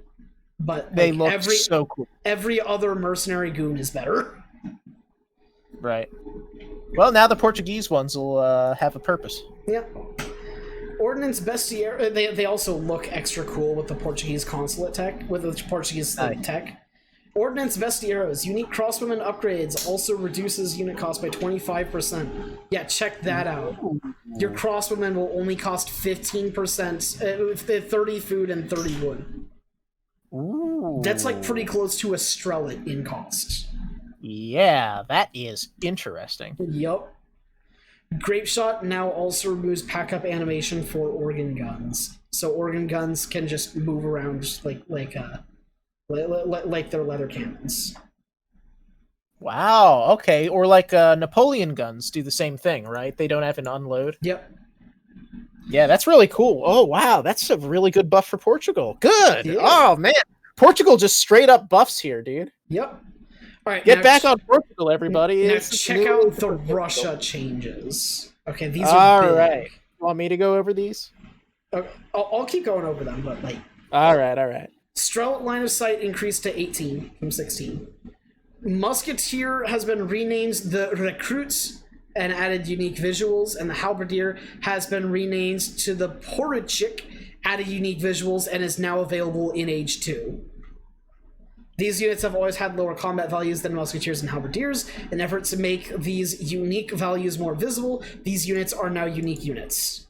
That's a good change. Yes. And in particular, having Halberdiers in Age 2 gives Russia a huge siege buff. Mhm. But it's not the only siege buff they have. Once again, 4 Grenadiers has been increased to 5. We saw that earlier. Boyars no longer affect Strelicy, but Cavalry Archers instead, which is interesting. And they have a Oh no. they have a new card in Age 2 that improves Strelet, Recruits, and Portugal hit points and damage by 10%. Oh, okay. So it's not completely removed. Yeah, it's kind of weird to send a combat shipment that increases melee attack for cavalry archers and strelets. It's not exactly the same exact class of unit, is it? And they also have another card in Age 2 that enables cavalry archers to be trained in the Commerce Age in shorter train time and for wood instead of coin costs. Oh, that's interesting. I look with- forward to seeing how that would work. So with Yeah. this is important because it means that Russia is able to have food wood costing skirm goon right from the Second Age. That's a powerful combo, and even though it's cavalry archers and it's strelets, let's be honest here. It's like an archaic army with cavalry archers. Yeah, no, I like it. I think it fits Russia very well. A strong, massive, archaic army. Yeah. Their Musketeer card in Age 4 that boosted them by 25% is now only 15, but it now also affects Poruchiks and Grenadiers. Which is well Poruchiks. Poruchiks are the new Halberdiers. Halberdier? Yes. All right. And they have Royal Guard Grens that now have combat cards. Yes, the Russian Grenadiers has always been a unit that was kind of slept on because most people prefer the Oprichnik when they're blowing up buildings. Yeah. But it does see occasional play, and with these buffs, I feel like we're going to see the Russian Grenadiers a lot more often. New Age 3 card that increases the Halberdier hit points, and they gain hit points from nearby infantry. So Russia now have a tanky unit, which is cool. Turns recruits into Northern Guard Musketeers, costing population. In Age 4, that's like a new Reforms card. Okay. And they have a card in Age 3 that turns Cossacks into disciplined Tartar archers. Huh. Which Tartar archers are the bow goons that have 1 rate of fire, which are really, really good. Team House of Romanov moved to Age 1. I'm not sure what this one did, but it's okay.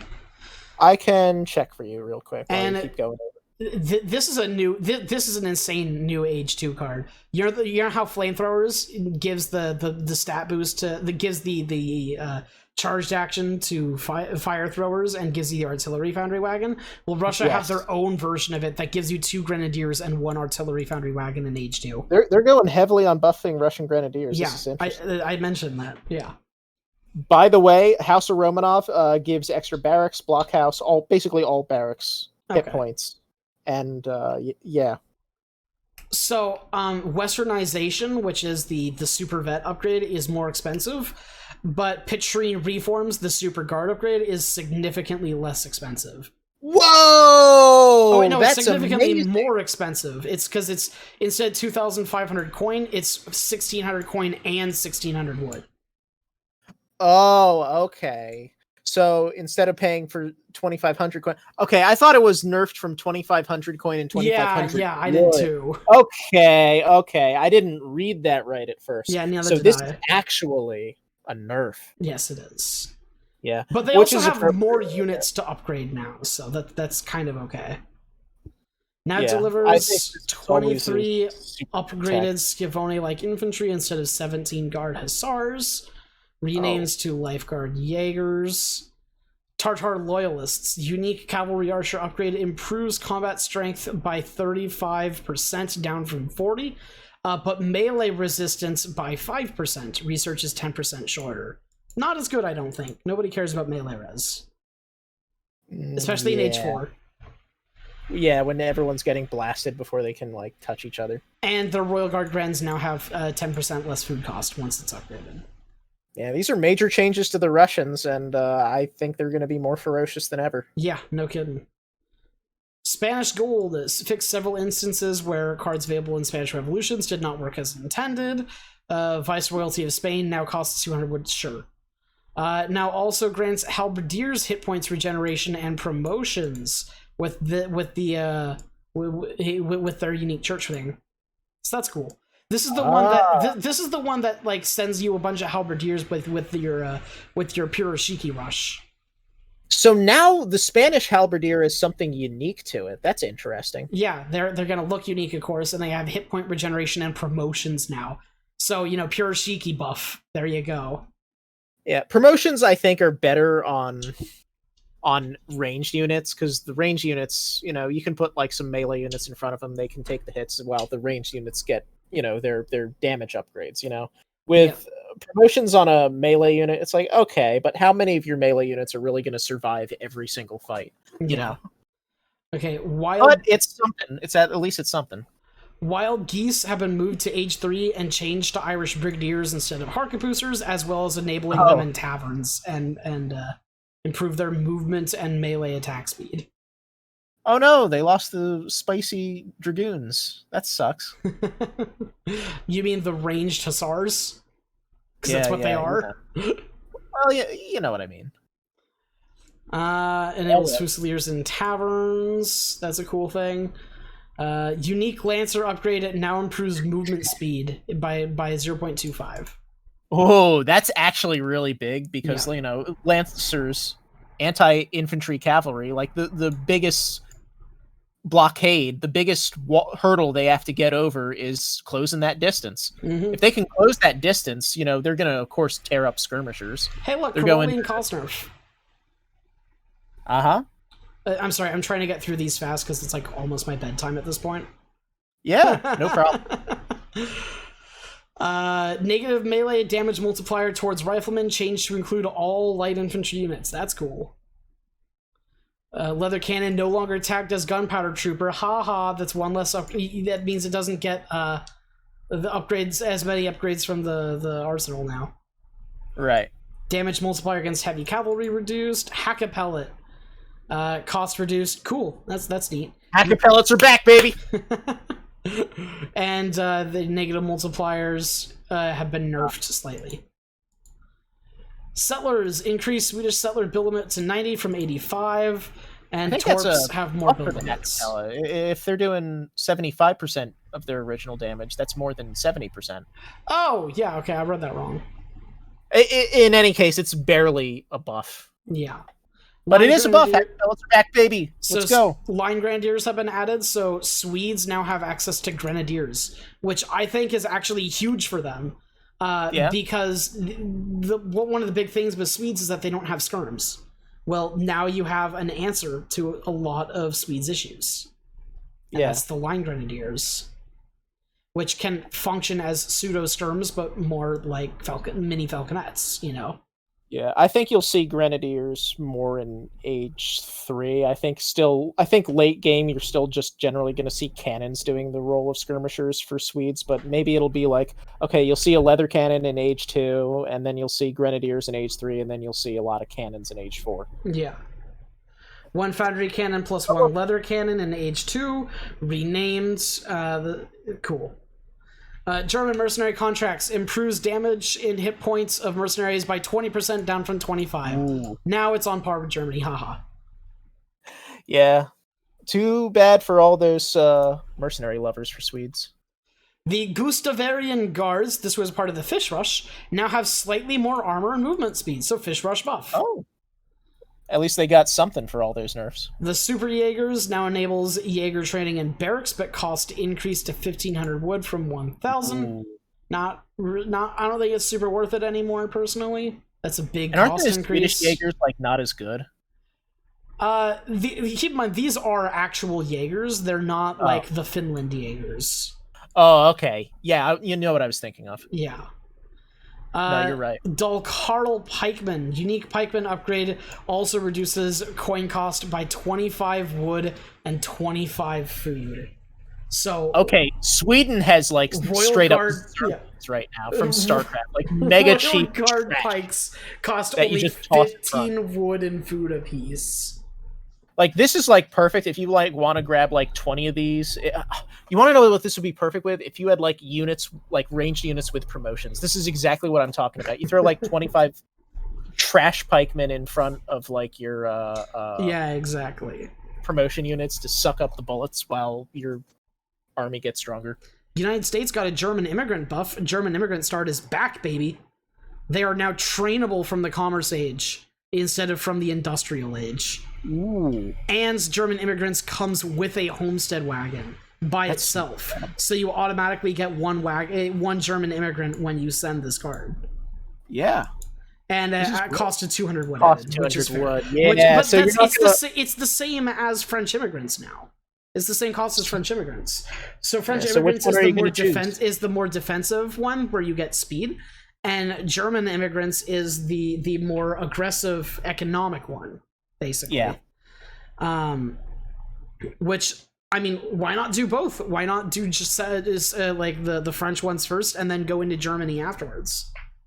Franco-German alliance. Truly the most unholy of alliances. Oklahoma Black Mesa, slight nerf, still broken as shit. Love it. Yeah, still very strong. This is not going to stop Black Mesa from being like an S tier card. This is a sad one though that remains from the pup. Kentucky Rangers no longer increases Alhoot range, but ships 5 Alhoots instead. You should be flattered. The way you were spamming Alhoots and the way you were bullying people with Alhoots was so cruel that they actually nerfed it. So congratulations. Give you a round of applause. You single-handedly nerfed. Still, at least this card is back up to like the top level of unit sending cards. Because now with Kentucky Hunters, you get 5 Alhoots plus 1 sharpshooter for every shipment you sent. It used to be 2 sharpshooters for every shipment you sent, but now it's 1 plus 5 Alhoots. That's really cool. Mm-hmm. Florida Cow Hunters, still useless, but now it sends cowboys for every shipment you sent. Problem is, if you are going cowboys in the first place, you are never going to H up with Florida, because you want the 25% stat boost that comes from New York. With New York, yeah, because... Who in their right mind would pick 2 cowboys for each shipment you've sent so far in this game, over 25% stat boost to all outlaws? Yeah, if you're going Imperial Age, I feel like you want to buff your units more. Florida, with the Florida Cow, that would be like a one and done thing. Florida is really good as an H5 for Seminole Ponies and for nothing else. Seminole Ponies increase is a combat card for cavalry that also increases their train time and movement speed, and now it also sends 9 Hussars. I guess you still get like all the food with the semi-fattened cows, but yeah, I feel like you should have a good food income by that point. If you've already banked up 4,000 food, I don't know. So here's a cool little thing. South Carolina is back because Marion's Diversions now comes with 2 Quaker guns, so it's actually worth it to send. So, H4 state militia is gonna be a thing again with USA. That's cool. I didn't say that Seminole Ponies also sends 9 Hussars. Okay. Yeah, Florida's straight up buffed it. At least it's straight up buffed, but I think it's still not the greatest thing. Yeah, you're gonna be you're still gonna be probably going with New York or Connecticut for the heavy cannons, or Illinois for the super flag. I feel like Florida is I can end the game right now kind of thing. Yeah, I guess it's 2 big unit shipments, I suppose. Yeah, that's the only thing I can think of. Revolutionaries, 2 covered wagons, infinite, no longer increases build limit by 2. Haha. Sorry, Brazil. Oh, yeah. Well, Brazil keeps getting nerfs. Remember Brazil's original revolution and how, like, the revolutionaries were, like, regular revolutionaries and you could just spam them? Oh, my God. Yeah, okay, I'm gonna kind of blitz through most of these because it's late and I don't really care about the revolutions too much. Alright. But Central America had their infinite four settlers removed. Yeah, that's the big one. The Finland Karelian Jaegers have improved combat values, though, and can construct market, livestock pen, church, arsenal, tavern, and native embassies instead of just barracks. Don't sleep on Egypt, though. Egypt is no longer available to the British. That's actually pretty big. Oh, yeah, that's Because interesting. Egypt was a very good cavalry card, and the British also have a lot of cavalry upgrades, so it actually synced up with them pretty well. But now, if it's not available to the British anymore, who is it going to be available to now? Also, Finland Blockhouse now have an assigned build limit of 15 instead of unlimited. All right. Yeah. Grand Columbia Independence Guard. Range damage multiplier of 1.5 times against cavalry, added for comparable performance against other revolutionaries. Yep, that's cool. And a new card enables the Imperial upgrades for your barracks units to be researched for greatly reduced costs. I'm interested to see if like you can like rush the Imperial upgrades with Grand Columbia. So we'll see. Mexico has been renamed to Revolutionary Mexicans for differentiation. Good idea. Let's see here. Let's see all the new things. What is this new in Romania? Allies to the houses of Fanar in the native embassy. Okay, so you can get like the boyars and the what are those skirmishers called? Yeah. Trek wagons are now trainable, so that's cool. What's this wagon warfare? Fully replaces your light cavalry units in the stable with Imperial war wagons. Ooh. That's kind of cool. Dutch get war wagons and super skirms. That's kind of neat. Oh my god. Dutch fully carded war wagons. That's going to be interesting. Not fully carded, but fully upgraded at the very least. I don't know. Let me check their... Well, actually, the Dutch card their infantry, don't they? Rather than the Reuters. Yeah. The United States no longer improves Gatling gun hit points, but spawns a general instead. So United States Revolt gets a general. Cool. And there we go. Thank you so much for watching this video, gentles and ladymen. I'm gonna just... Yeah. I'm gonna get this up as soon as I can. Have a great day. And do you have any last words? Get out there and protect your colonies. Because the Russians are coming for them. Indeed. Alright, goodbye, everybody. Bye, everybody.